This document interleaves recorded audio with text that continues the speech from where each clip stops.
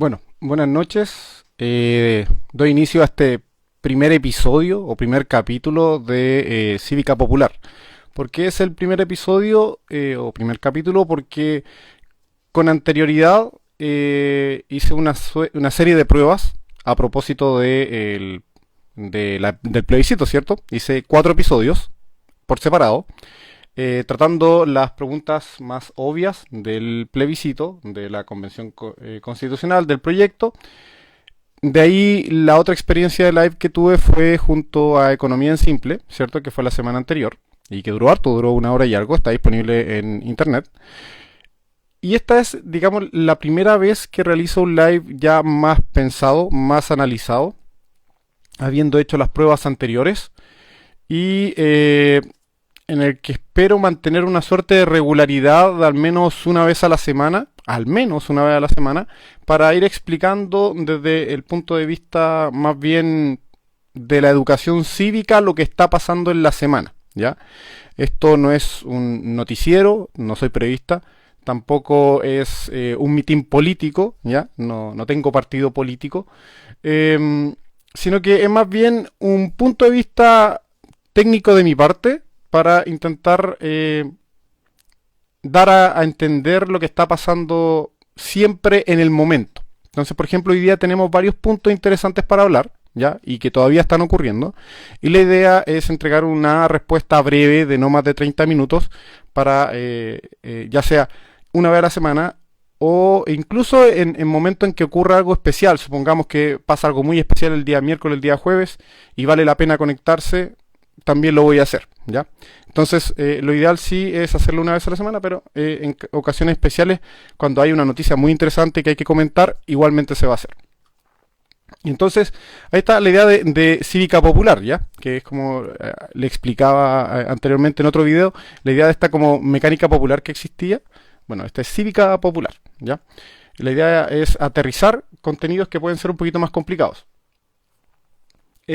Por lo mismo no hay un temario semanal, no puedo decir la próxima semana vamos a ver esto, no, sino que lo que pase la próxima semana es lo que vamos a conversar, siempre pensando en actualidad.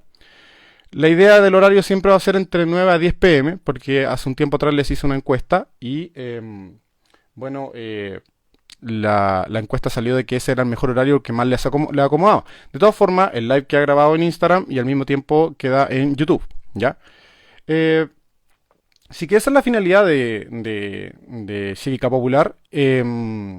Y además, obviamente, siempre las publicaciones y las preguntas que voy haciendo en Instagram que me permiten ir interactuando y que me generan conversaciones muy interesantes con personas por interno, ¿ya? Así que esa va a ser la línea. Espero que el micrófono esté funcionando bien, ¿ya? Así que si en los comentarios me señalan, por favor, si el micrófono está funcionando bien, porque estoy probándolo recién ahora con el teléfono. Sé que funciona muy bien con el computador. He hecho clases por Zoom con este micrófono y las grabaciones y las clases quedan muy bien. No lo había usado conectado al teléfono, así que es primera vez y vamos a ir viendo cómo funciona, ¿ya? Y ya hay varias cosas muy interesantes. El día lunes estuvo muy movido y vamos a empezar un poquito con el temario, ¿ya? Obviamente esa no es la diapo, es esta, ¿ya? Introducción y leyendo comentarios, así que vamos a partir con la introducción del día. Lo primero es la polémica que está en Twitter, ¿ya? Varios partidarios ultraderechistas están hablando sobre hacer respetar el artículo 142 de la Constitución actual, ¿ya? La Constitución actual tiene una serie de artículos que fueron agregados a propósito del último plebiscito, ¿ya? Y la verdad es que podrían prestarse a confusión porque sí se escribieron bastante rápido. Hay que decirlo, que se redactaron a propósito de este acuerdo que se llegó en noviembre del 2019, si no me equivoco, que fue después de octubre del estallido social, ¿ya? Pasa lo siguiente, ese artículo 142 que los ultraderechistas, principalmente partidarios de Francisco Muñoz, alias, ¿cómo se llama? Pancho Malo, ¿cierto? Están diciendo que hay que aplicarlo al pie de la letra. ¿Qué es lo que dice? Dice, al final, el último inciso, si la cuestión planteada al electorado en el plebiscito ratificatorio fuere rechazada, continuará vigente la presente Constitución. Entonces ellos están discutiendo de que lo que hay que hacer es detener el proceso constituyente, respetando el artículo 142, ¿ya? Y simplemente quedándonos con la Constitución actual, ¿ya? Eso es lo que ellos están argumentando, ¿ya? Están señalando. Sin embargo, para comprender el artículo 142 tenemos que retroceder un poco más, tenemos que ir al artículo 130 de la misma Constitución, el cual dice, ¿quiere usted una nueva Constitución? Porque eso es lo que está preguntando, y eso es lo que se le preguntó a la gente en el plebiscito de entrada, si se quería una nueva Constitución o no. Y eso fue lo votado positivamente. Luego, en esa misma elección, escogimos cuál era el método, que era el de la convención mixta. Entonces, básicamente, si empezamos a utilizar una lógica casi de o algorítmica, por decirlo así, se nos hizo una pregunta al electorado. ¿Quieren nueva constitución? Y la respuesta fue sí. Después, ¿quieren una convención mixta o una convención 100% electa? Y la respuesta fue convención 100% electa. Ya tenemos dos preguntas completamente respondidas. Después, ahora hace poco, ¿cierto? Hace 2 semanas se nos preguntó, ¿es este el proyecto que ustedes quieren? Y la respuesta no. Por tanto, ahí entramos en un loop en que hay que responder de nuevo. ¿Usted quiere este proyecto? Sí o no. ¿Usted quiere este proyecto? Sí o no. ¿Ya? No es que hay que retroceder, porque ya se respondió de forma de forma positiva, que sí había una nueva constitución y que sí había convención. Lo que se rechazó en particular fue el proyecto que generó esa convención. ¿Ya? Por tanto, el quedarnos con la constitución actual significaría, digamos, deslegitimar o desconocer lo que pasó en el plebiscito de entrada, en el cual se exigía la nueva constitución y la convención 100% electa. No corresponde retroceder todo el trabajo hacia atrás, sino que entramos en la parte del loop en que nos empezamos a preguntar cuál proyecto vamos a dejar, porque ya estamos de acuerdo en que tiene que haber una nueva constitución y estamos de acuerdo sobre el método, ¿ya? Por tanto, en parte igual eso pone en cuestionamiento lo que están haciendo actualmente los partidos políticos de poner en duda si debe ser o no una convención 100% electa, ¿ya? Entonces, lo que está pasando aquí es lo siguiente. Tenemos grupos de ultraderecha que están desconociendo la posibilidad de avanzar un proyecto constituyente. Y sin ser de ultraderecha, tenemos un grupo de derecha que lo que está haciendo es impedir de que sea una convención 100% electa. En que están de acuerdo que hay una nueva constitución 100% electa. Y por otra parte tenemos grupos de centro y centro izquierda que indican que sí tiene que haber una nueva constitución, sí tiene que haber una convención 100% electa, ¿ya? Entonces esos son como los pasos de del espectro político actualmente. Lo que señala respecto al artículo 142, de que si es rechazado todo este proyecto y se tiene que mantener la constitución actual, no tiene mayor cabida ni legitimidad por lo que acabo de explicar y por otra razón muy simple. Ese artículo 142 se agregó a propósito del acuerdo que lograron los distintos partidos políticos a fines del 2019. Por tanto, en definitiva, de la misma forma en que se logró el acuerdo para modificar la Constitución y agregar ese 142 que ahora defienden, ¿cierto? Se puede modificar, porque el poder constituyente derivado se aplica en el Congreso. Por tanto, así como se modificó en su momento, ¿ya? Mediante el poder constituyente derivado que tiene el Congreso, lo más bien que se puede modificar ahora. Por tanto, no hay ninguna falta de legitimación para reformar toda la parte que señalaba los plazos para crear la nueva Constitución y habilitar a un nuevo procedimiento constituyente, ¿ya? Por tanto, alguien podría decir, no es correcto lo que están haciendo actualmente los partidos de ponerse de acuerdo, y la verdad es que es exactamente lo mismo que hicieron a fines del año 2019. El tema es que ahora la situación es distinta. No pueden desconocer el hecho de que ya hubo un plebiscito en el que ganó la opción de crear una nueva constitución y mediante una convención 100% electa.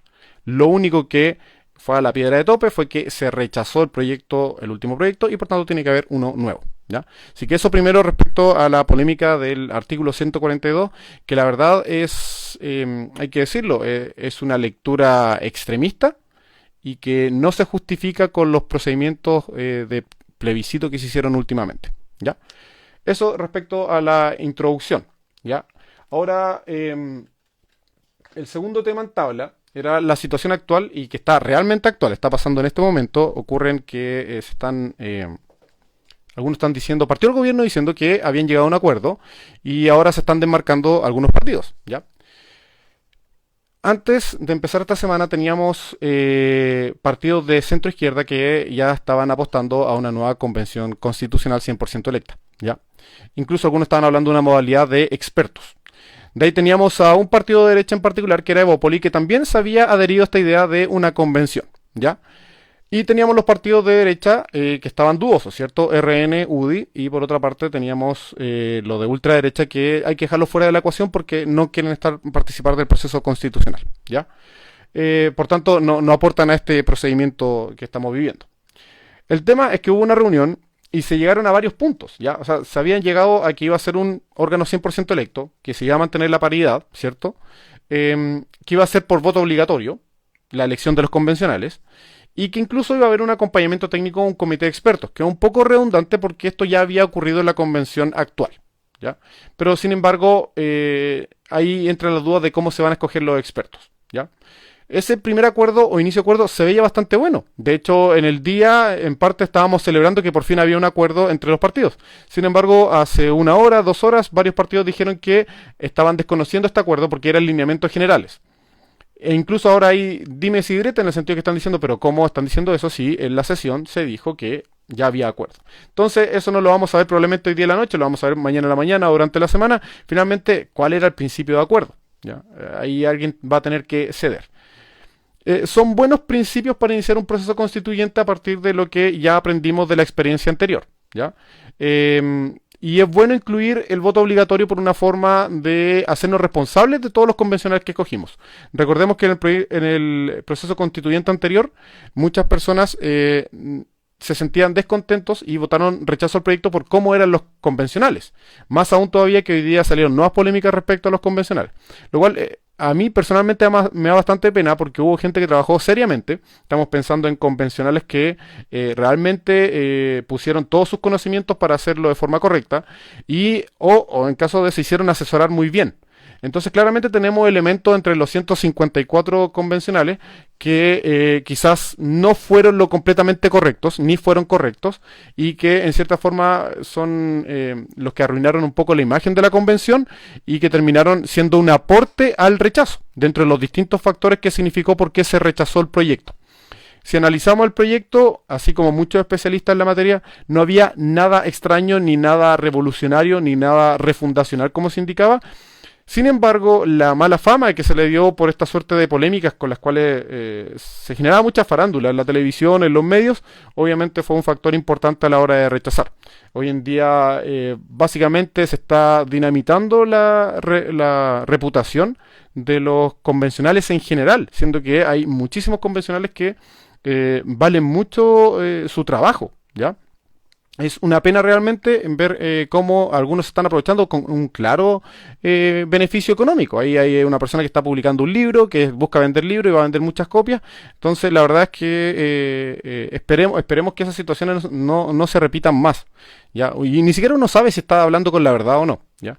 Una pena que esté pasando esto porque se está desacreditando un proyecto que asimismo, como se encontraban algunos errores, qué sé yo, comprensibles, la verdad es que la gran mayoría o sea, no la gran mayoría, sino que muchísimos especialistas lo encontraban un texto más que comprensible, aprobado por 2/3, ¿ya? Las razones de su rechazo, obviamente, son muchísimas, son variadas, y lo conversamos en el anterior live, ¿cierto? Que duró más de 1 hora conversando, ¿ya? Es una pena eso. Aprendiendo esas lecciones, tenemos que crear una convención que definitivamente sea con un reglamento completo y preestablecido, ¿ya? Un reglamento que no sea a medias como pasó cuando se intentó hacer un poco a la rápida con la convención anterior. Un reglamento completo y que contemple situaciones como las que pasaron en la convención anterior, desde el mal comportamiento o desde los dichos o problemas de ética que tenían distintos convencionales, ¿cierto? Y desde ese punto de vista sería interesante aplicar normas sobre probidad administrativa quizás. Ese es como lo que yo estaba mencionando, lo estaba intentando aportar diciendo, bueno, apliquemos normas de probidad administrativa que se aplican bastante bien en el sector público, a los funcionarios públicos, en este caso a los convencionales. Y eso nos ahorraría muchos posibles problemas porque lo que hace es preestablecer ciertos parámetros de buen comportamiento, pensando sí en la función pública que ejercen, ¿ya? Así que esperemos que este acuerdo primero siga avanzando, que efectivamente sea 100% electo, que se mantenga la paridad, que sea por voto obligatorio para que todos nos hagamos responsables de los convencionales que se escojan. Ahora, respecto al comité de expertos, a mí me entra una duda, ¿ya? Porque por sí solo un comité de expertos es poco democrático. No tenemos la claridad de cómo definir a los expertos, no es una cosa de ponerse a elegir gente con más títulos, ¿ya? Porque si fuese por eso, hoy en día el gobierno está... el gobierno ya tiene sus expertos y ya tiene su gente con muchos postítulos y los gobiernos anteriores también, y no por eso fueron garantía de buenos gobiernos, ¿cierto? Entonces no es un indicativo. Por lo demás, todas las personas tienen sus intereses más allá de que, o sus ideologías o pensamientos. Por tanto, por más que tú intentes buscar un experto neutro, no vas a encontrar un experto neutro, ¿ya? Por tanto, el que escojan a dedo una comisión de expertos definitivamente no tiene cabida. Ya no tiene explicaciones, poco democrático derechamente, porque no podemos elegir quiénes son los perfectamente calificados y no podemos tampoco escoger quiénes serían los más neutros, ¿ya? O escoger unos de un lado y otros de otro lado, y es lo que implicaría incluso dejar gente afuera, porque quizás algunas personas no tengan representación en los lados que están o los partidos que intentan ser representados por esos expertos. Entonces, tampoco tiene mucho sentido. Ahora, me están diciendo que se habría aprobado el tema de un acompañamiento técnico de comité de expertos. Creo que cada convencional en su momento llevó sus expertos o sus asesores.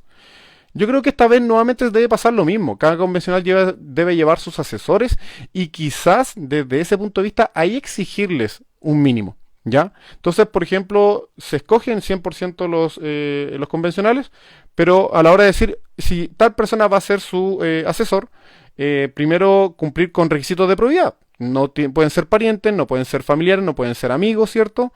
Y lo otro, exigirle un mínimo de edad. Bueno, va a ser su asesor, tener mínimo cierta edad para garantizar el hecho de que la persona tiene ciertos estudios o experiencia. Ni siquiera un tema de título, sino que un cierto ruedo, ¿ya? Pedirle cierta edad mínima que podría ser quizá, no sé, 27 años, 26 años, algo que garantice que la persona ya, o 30 años, algo que garantice que la persona ya tiene cierta experiencia. Pero tampoco seleccionar tanto, y quizás ese sería el único parámetro para escoger los expertos, porque en realidad no podríamos ponernos a elegir por título y cosas de ese tipo.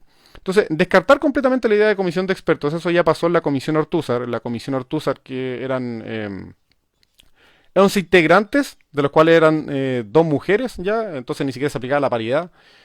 Si tuviésemos que comparar con la comisión Ortúzar, no tenía ningún sentido ya, eran altamente ideologizados, eran altamente, cierto, capitalistas o neocapitalistas, como podríamos decir. Hay gente que dice que esto no es una ideología, sí, es una ideología, ya, es una ideología, de las liberales. Era un proyecto minimalista, que se hizo a puerta cerrada y obviamente con un plebiscito que es militarizado. Entonces, si tuviésemos que comparar y tratar de hacer un intermedio entre esa comisión de expertos que se hizo con la constitución actual y lo que se quiere hacer ahora, lo que tenemos que hacer es intentar alejarnos más de la situación de lo que pasó antes, ¿ya? No corresponde a una democracia moderna el hacerlo. Lo que tenemos que intentar buscar es variedad de representantes, paridad obviamente, una representación adecuada al país, en el sentido que quizás con la proporcionalidad de los habitantes mantener esta idea de la misma línea con la cual se eligió a los convencionales actuales, mantener la idea de los 2/3 de aprobación, que en principio funcionó bastante bien, en principio, obviamente después con el tema del rechazo no podríamos decir que quizás fue tan representativo, pero mantener la idea de 2/3 por una transversalidad de acuerdos, ¿ya? Creo que eso es lo que hay que mantener en la idea del proceso actual. No sé qué van a llegar los partidos políticos ahora. Lo único que espero es que no se haga el tema de la comisión de expertos cerrada. Me parece altamente antidemocrática y completamente inaceptable, ¿ya? Yo creo que finalmente van a ceder gran parte. A lo más, finalmente van a intentar meter una comisión de expertos acompañando a los convencionales 100% electos. Y hay que poner ojo ahí sí, a cómo se va a escoger este acompañamiento. ¿Ya? La idea es que tampoco sea algo tan al dedo, ¿cierto? Eso era respecto al primer tema de la situación actual. Respecto al segundo tema, tengo algunos comentarios para hacer respecto al proyecto de constitución de Michelle Bachelet del 2018 que volvió a la palestra, ¿ya? Volvió en tema. Si uno revisara en paralelo el proyecto de constitución de Michelle Bachelet con la actual constitución y a la rápida, diría hay muy pocos cambios. Ya, hay que ser sincero en eso. Uno lo miraría a la rápida y diría hay muy pocos cambios. Pero cuando nos damos cuenta y nos ponemos a leer artículo por artículo, nos vamos a dar cuenta de que hay cambios que son importantes y que no se hicieron el año 2005 con la reforma de Lagos, que fue de detalle, ¿ya? Que fueron temas más puntuales. Bien. La propuesta de Michelle Bachelet tiene exactamente, o sea, no exactamente, sino similar número de artículos, ¿ya? También tiene 15 capítulos, tiene 133 artículos. Hoy en día la Constitución tiene 143 porque se amplió a propósito de la reforma, se agregó el capítulo de reforma constitucional o creación de nueva Constitución, ¿ya? Por tanto, es una diferencia de 10 artículos. Algo interesante es que aumenta el número de garantías del artículo 19, ¿ya? Se aumenta de los 26 actuales garantías constitucionales, son numerales, porque hay muchas garantías incluidas dentro de ese 26. De forma desordenada, hay que empezar a hacer arqueología poco más. Pasa lo mismo aquí, pero pasamos a 33 numerales en el artículo 19, por tanto uno podría deducir que hay más garantías involucradas, ¿ya? Y dentro de su articulado hay varias cosas interesantes que yo anoté y que me gustaría comentar, ¿ya? Porque algunos dicen, bueno, tenemos la Constitución del 80, tenemos el proyecto de Bachelet y tenemos el proyecto recientemente de nueva Constitución. Son tres textos que se van a tener a la vista a la hora de crear un proyecto de nueva Constitución, lo queramos o no. Ya no es algo que podamos decir, no vamos a considerar la Constitución del 80 en nada, porque ni así fue en el proyecto de nueva Constitución, en el que se rechazó. Ya hay artículos que, por ejemplo, yo siempre mencionaba el artículo 16, ¿ya? El artículo 16 que se refería a la separación de poderes, ¿cierto? La supremacía constitucional. Ya, ese artículo, por ejemplo, fue casi calcado de lo que es de la Constitución del 80. Entonces, este proyecto que fue rechazado recientemente incluía algunos artículos, muy pocos sí, que venían calcados de la Constitución del 80. Va a pasar lo mismo con futuros proyectos constitucionales. Se van a considerar los del 80, se van a considerar probablemente también los del proyecto desechado recientemente, y ahí es de esperarse que incluya algunos temas del proyecto de Bachelet, que era una suerte de proyecto intermedio, ¿ya? Sí que vale la pena darle una vuelta, porque ha salido a flote, sobre todo porque algunos políticos ahora salieron a decir que les gustaba el proyecto de Bachelet, pero llama mucho la atención porque el año 2018 lo rechazaron. ¿Ya? Simplemente entró el gobierno de Piñera y dijeron el proyecto de Bachelet no va y lo botaron a la basura. Interesante porque esto pasó al principio de la presidencia de Piñera, siendo que con eso pudo ahorrarse todo lo que le pasó a fines de su presidencia con el estallido social. Hay obviamente una falta de visión al respecto sobre lo que venía.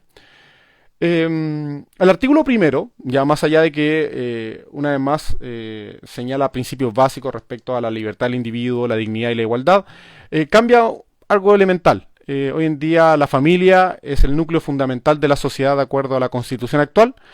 El proyecto de Bachelet señala que la familia en sus diversas modalidades es el núcleo fundamental de la sociedad. Obviamente abriendo a más posibilidades sobre lo que sería familia. Ya no solo la familia matrimonial clásica que quizás tenía a la vista el constituyente de 1980, sino que en general hoy en día los distintos tipos de familias que existen, en las que muchas veces ni siquiera existen vínculos consanguíneos o vínculos de afinidad, no hay matrimonio por medio, ¿ya? Así que es bastante interesante, ¿ya? De partida eso demuestra un poquito más de modernidad o un poquito más de siglo XXI que la Constitución actual. Ese mismo proyecto señala en el artículo 2 un Estado de Derecho democrático social, ¿ya? O sea, una vez más estamos hablando de superar esta idea ficticia del Estado del principio de subsidiariedad. Y que a propósito de eso,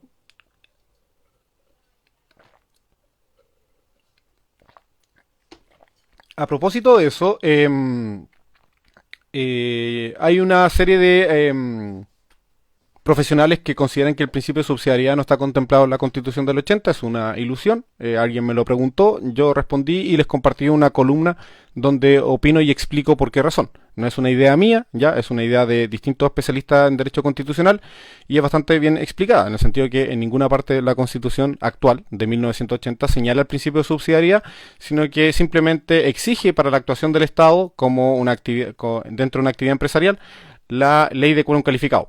No habla sobre el fondo, no habla sobre excusas o razones o justificaciones, sino que dice el Estado podrá actuar por ley de quórum calificado, nada más.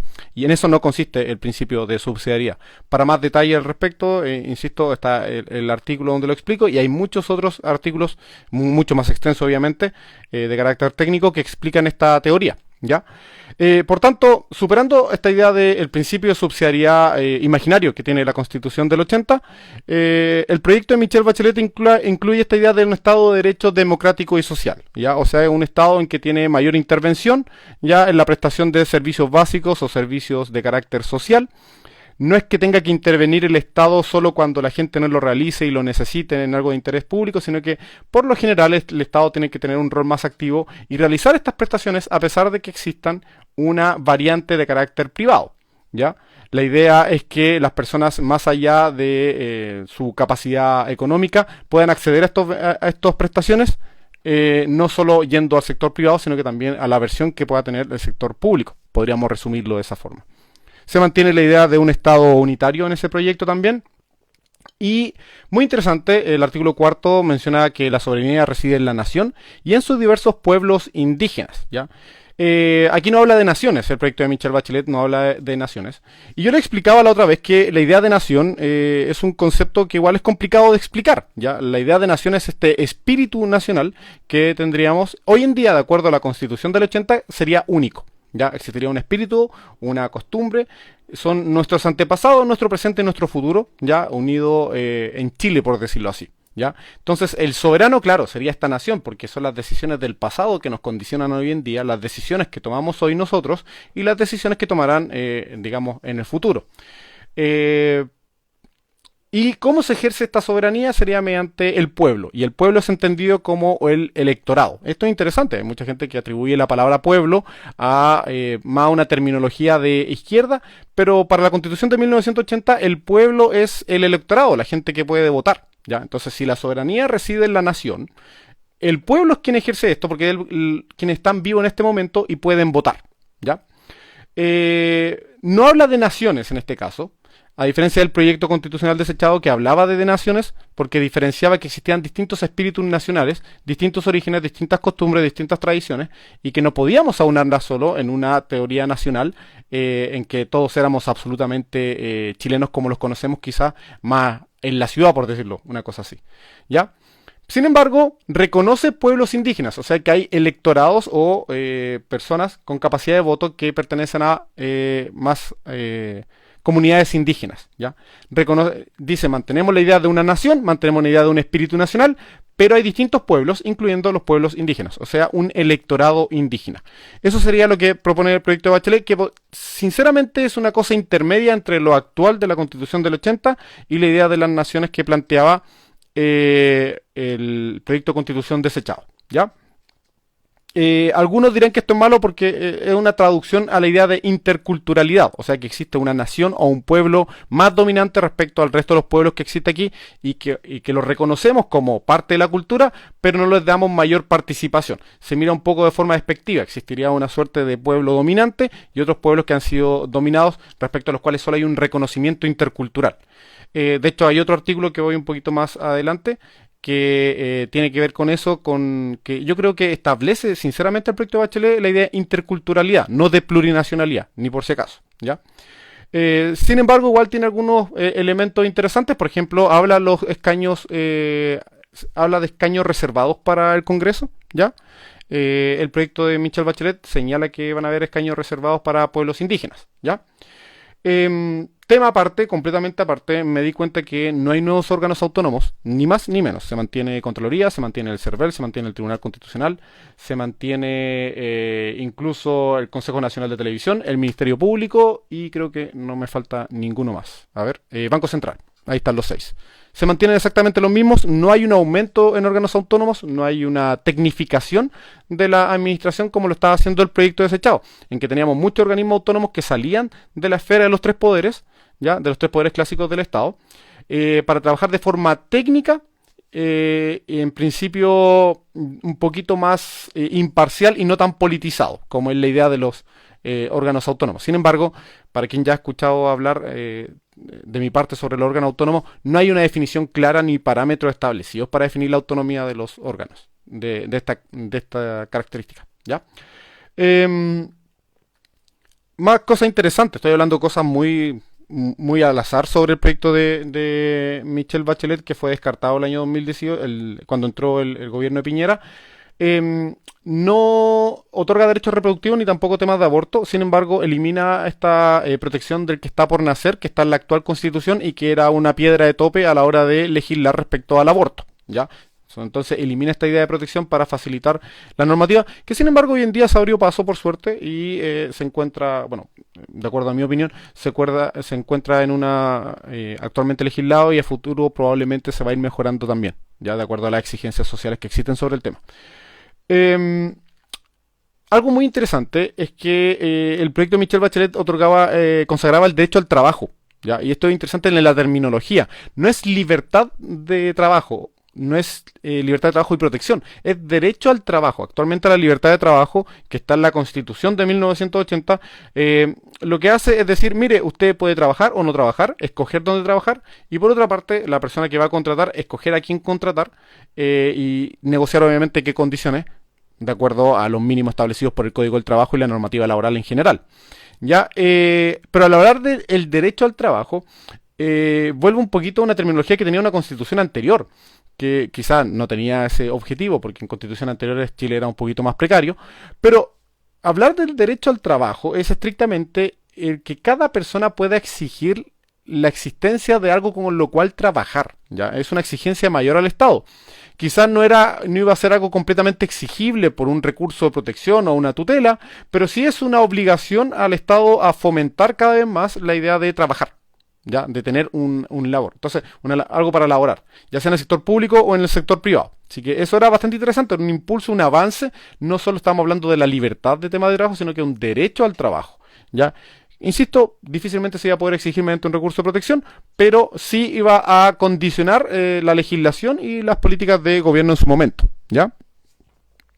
Me preguntan, ¿el poder legislativo en el proyecto de Bachelet es igual al actual? Además de los escaños reservados, no recuerdo algún otro cambio. Sí hay un cambio importante respecto a los quórum para la creación de leyes, ¿ya? Los quórum para creación de leyes se eliminan los supramayoritarios. Ya, eso era muy importante. Se eliminaba esta idea de una ley de quórum calificado, o sea, una ley de orgánica constitucional y la ley interpretativa de la Constitución. Ya, o sea, de ahí en adelante se aplicaría lo mismo que se iba a hacer en el proyecto constitucional rechazado recientemente, en que se iba a hacer mediante mayoría de los presentes o mayoría de los escaños. Ya. Me perdonan si no alcanzo a leer todos los comentarios. De repente miro la pantalla ahí y me doy cuenta que me dejan una pregunta. Ya. Normalmente al final pido si me quieren hacer preguntas, ya, para estar más atento a la pantalla. Por ahora estoy mirando mi pauta para no perderme en la conversación. O sea, más bien, que en la exposición, ¿cierto? Al final sí que hay conversación. Algo interesante también, prohíbe la discriminación en materia salarial entre hombres y mujeres, ya, eso es un agregado bastante interesante. Algo muy genial que me gustó, quitaba el control preventivo del Tribunal Constitucional. Lo mismo que hacía el proyecto constitucional rechazado recientemente, lo hace la Constitución, el proyecto constitucional de Bachelet. Elimina este control preventivo del Tribunal Constitucional. Con esto se alejan las críticas de esta llamada tercera cámara, un legislador negativo que tiraba abajo los proyectos que habían costado mucho aprobar en ambas cámaras y que claramente tiene un cuoteo político fuerte. ¿Ya? Eso era algo muy interesante para que vean, ya existía esta idea en el proyecto de Bachelet y que también se había tomado en el proyecto constitucional de hace 2 semanas. El periodo presidencial se ampliaba a 6 años, ya, bastante interesante. Y aquí está lo que les mencionaba respecto a interculturalidad. El artículo 32 establecía por primera vez derechos culturales y lingüísticos y al patrimonio cultural material e inmaterial de los pueblos indígenas. ¿Ya? Hay distintos niveles de aceptar o reconocer a los distintos pueblos que puedan existir en un territorio. Interculturalidad de los más básicos, Es decir, mire, nosotros aceptamos que existen distintas culturas en nuestro territorio, sin embargo, les vamos a otorgar algunos escaños, pero es, por decirlo así, una suerte de reconocimiento, pero nunca igualitario, que era lo que pretendía con la plurinacionalidad el proyecto de este año. Sigue siendo, la interculturalidad se critica por el hecho de ser un poco dominante. Desde la cultura dominante aceptamos y reconocemos que existen otras culturas. Así se visualiza la interculturalidad. A diferencia de la plurinacionalidad, que es reconocerlo en un mismo nivel, más allá de que se tenga que aceptar que el territorio es unitario y que existe una soberanía, o sea, una soberanía ejercida a nivel nacional, por decirlo así. Em, Finalmente, algo más interesante respecto al tema del proyecto de Michelle Bachelet es que hay un derecho a vivienda. Dice, uno de los numerales, el número 12 del artículo 19, decía, el derecho a vivir en una vivienda dotada de las condiciones materiales y del acceso a los servicios básicos según establezca la ley.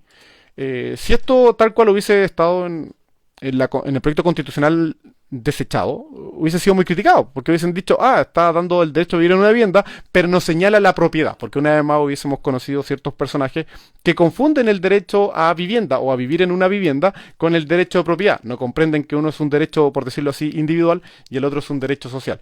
Bajo la redacción del proyecto de Michelle Bachelet hubiese salido exactamente las mismas críticas que se hicieron al proyecto de vivienda, o sea, al derecho de vivienda del proyecto constitucional actual. Se hubiese dicho, no está otorgando una propiedad, está diciendo el derecho a vivir en una vivienda con ciertas condiciones y servicios básicos de acuerdo a lo que determina la ley. Así que igual hubiese sido polémico. Principalmente esos son mis comentarios respecto al proyecto de Michelle Bachelet. Ya, bastante interesante, le seguiré dando vueltas. Probablemente en los próximos días nos vamos a ir enterando de nuevas cosas que van pasando. Y la idea, como les decía, es seguir haciendo el live de acuerdo a lo que va pasando en la actualidad. ¿Ya? Esto no van a ser clases, no tengo un temario para la próxima semana. La próxima semana podría pasar algo muy raro y me sentaré aquí entre las 9 y las 10 a conversar sobre eso y a tratar de explicarlo desde un punto de vista más normativo, más cuadradito, quizás no tan entretenido. Lamentablemente, si buscan entretención, no la van a encontrar aquí. Aquí más que nada una información desde el punto de vista del derecho, ¿ya? Así que esa va a ser la tónica de estos live de Cívica Popular.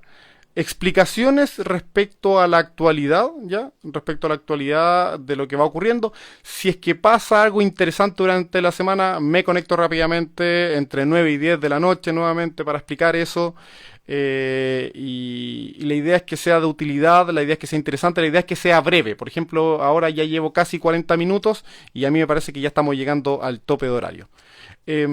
Obviamente va a quedar grabado en Instagram, obviamente va a quedar grabado en YouTube también. Al ratito, en la noche lo subo a YouTube.